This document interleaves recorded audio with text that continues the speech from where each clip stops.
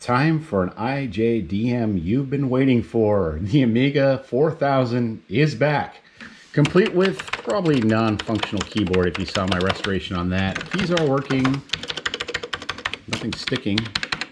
So all is good, but if you watch the video, you'd learn that the circuit board, when I tried to take it apart, was so stuck together it actually pulled up some of the traces. So suspect this may not work at all, but I've been told I don't need this to see this thing power up, because it has not been powered up, as far as my knowledge goes, for at least probably right around 20 years. Other than my test runs to see if it would actually power up, but it hasn't been connected to a monitor, I should say. So that is where this comes in. You saw this package in one of my other videos recently, so let's see if we can just rip it open. And here is the infamous part I have been waiting for. Today we're just hooking up to VGA and seeing if we can actually see anything on the screen. So let's go ahead and start getting this thing connected up. One thing I did notice on this keyboard, interestingly enough, is it has the larger connector, but there's no connector on the Amiga 4000 for that.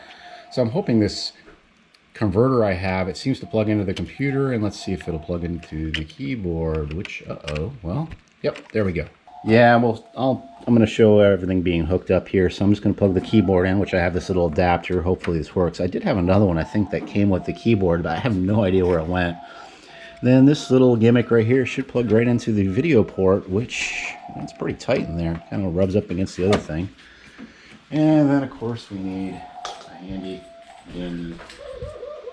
VGA cord, which we will plug right into here. Check.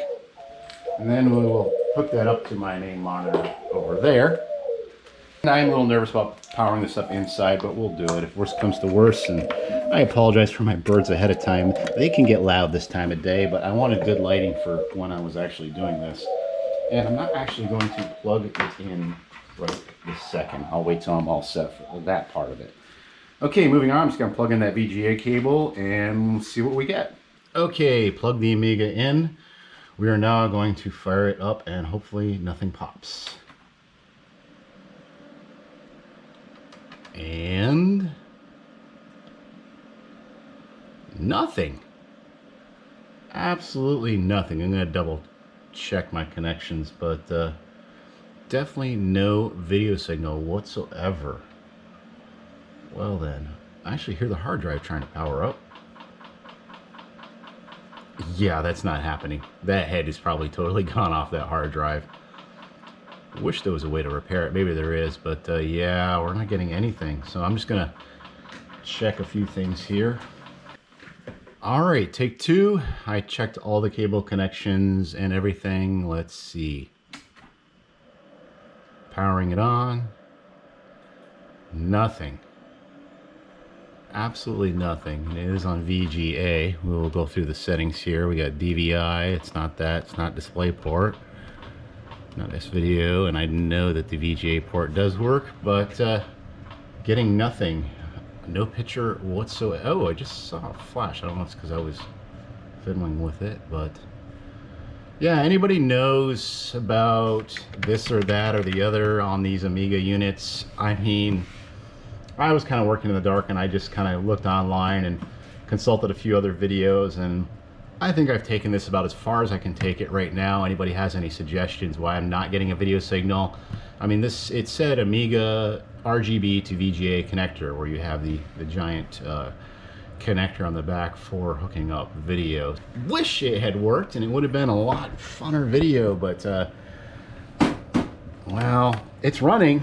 And I think at this point, I'm kind of looking at maybe trying to put it out on the market and then selling the toaster cards that came with it separate. I'm really not sure what else to do with it at this point. If somebody lives in the Tampa Bay area or surrounding areas that can help me out with this and wants to work on it with me, hey, I invite you, because I could use all the help I could get on this unit. Maybe the adapter doesn't work. Maybe there is a video signal. Maybe it's just something with, I don't know, maybe something with, excuse the shirt today. I'm kind of just excited to try this. I didn't even think about putting on one of my normal retro shirts. Get that drink out of the way.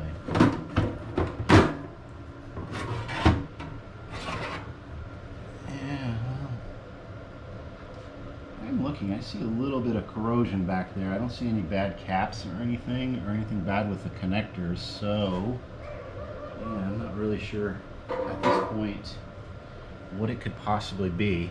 I'm going to try one other thing here. I'm going to unplug the keyboard because I've had weird stuff happen sometimes, and we're just going to check the pins. All the pins are clean. I cleaned that pretty thoroughly, but I am looking and I do see, man, I am seeing something going on here. I mean, the traces don't look damaged, but I am seeing a little bit of corrosion back here on the back side. So this might be something, maybe one of the jumpers needs to be changed, a jumper setting. So I'm going to look that up and see. If I don't find anything, that'll be the end of this video. If not, I'll come right back. But I have a funny feeling that will be it for this computer for now. Let's do one more. See if disconnecting that keyboard may have made a difference. And no. And yeah, that hard drive's obviously toast, but we should get at least some kind of post on the screen or letting us know what's going on. That is it for now. We'll see you next time.